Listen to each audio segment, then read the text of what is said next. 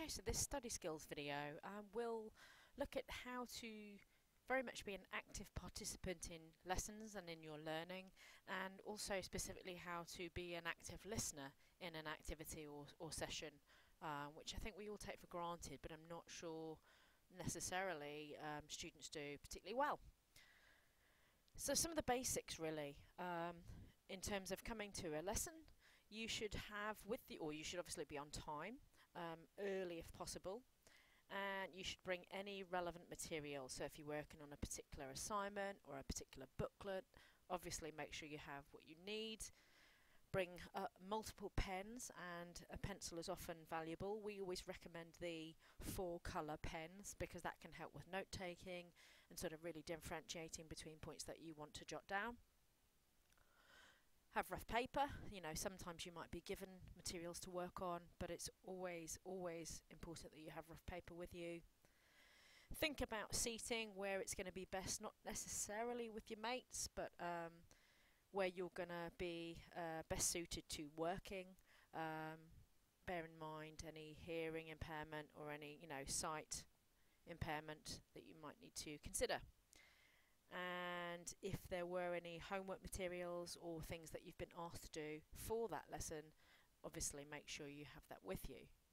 And finally, it's always important to bring some water to a lesson with you. We don't mind you having a sip. It's really important to keep hydrated. Most of all, this is absolutely true, and attitude is everything. You have to come having chosen to study these subjects, willing to learn, keen to learn, and prepared to push yourself and challenge yourself. We don't really see the point in being passive students where you expect everything to be done for you. You will learn by being actively engaged and involved in the lessons, and that's very much your choice to do that. So come with the right learning attitude.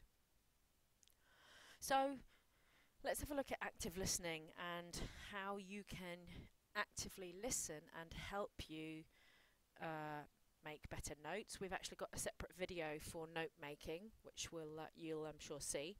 But this active listening process will help you make better notes and get more from the lesson and hopefully learn during the lesson.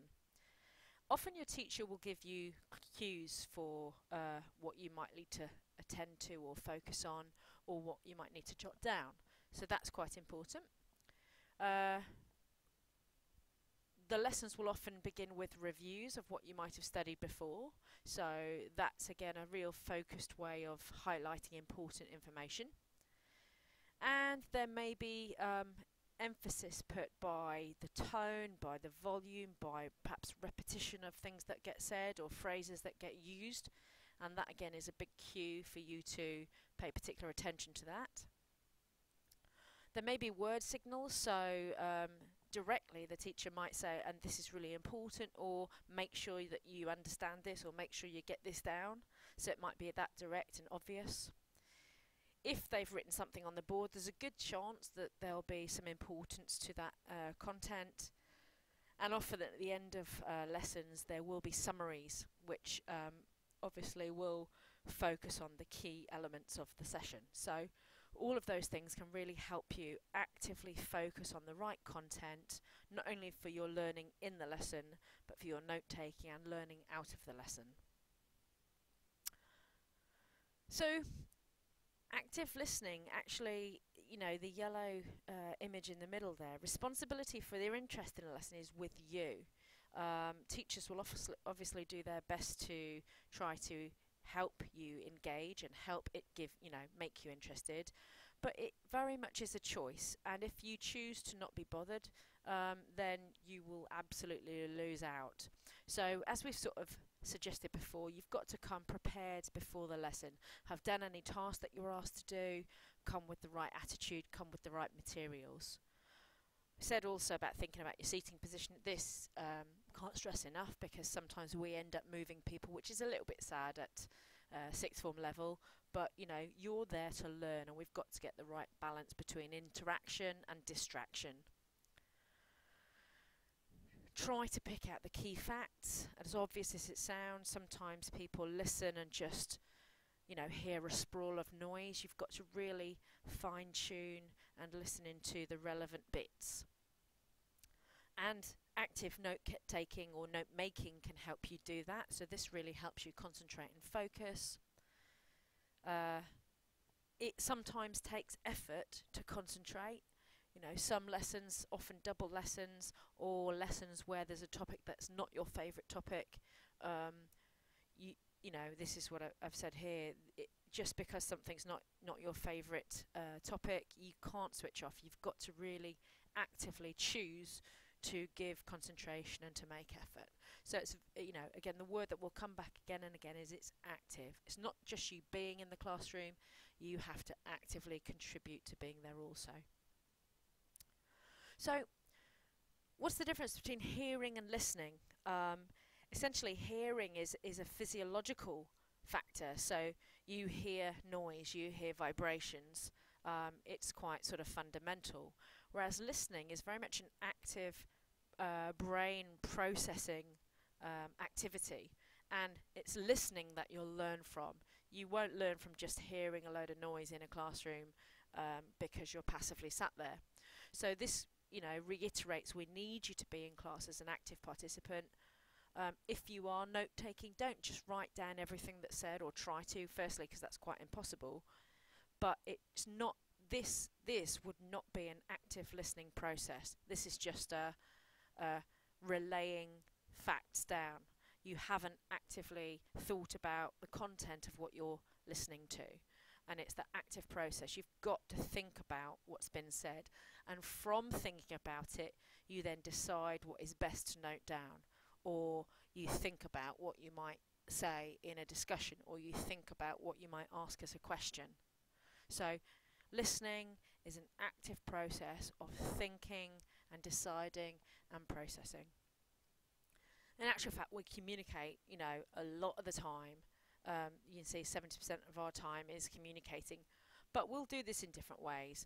And this quite visibly shows you the proportion of listening that you do in life is vast. I'd question this. I'd say a lot of us hear and don't always listen to people, whether it's in a lesson or whether it's your mates or whatever. And it's really a skill to stop and give your attention to somebody else properly. And in actual fact, these figures here, so percentages of how you're more likely to remember things, the lower percentages are for reading, hearing and seeing. And we get slightly higher percentages from combining, so hearing and seeing together, 50% chance of remembering. 70% from what you say, so contributing in class is incredibly powerful in terms of your own learning. If you sit there, a passive vessel, expecting to be filled with knowledge and understanding, it won't work. You need to be able to actively contribute, think in lessons and speak in lessons. Whether you get things right or wrong, ideally we'd love you to get everything right, but that's not learning. We understand that you are in a process of understanding things. So have a go. Don't worry about the rest. We will train you and encourage you, and you have to understand that getting something wrong is not a problem. And then what you do, so sometimes physical learning, this is, I guess, more looking at participation. So being involved will gain you the best recall, the best understanding and the best learning. And as I've sort of alluded to in the previous slide, it's really important that the lessons are two-way. The teacher will not expect to be talking at you the whole time.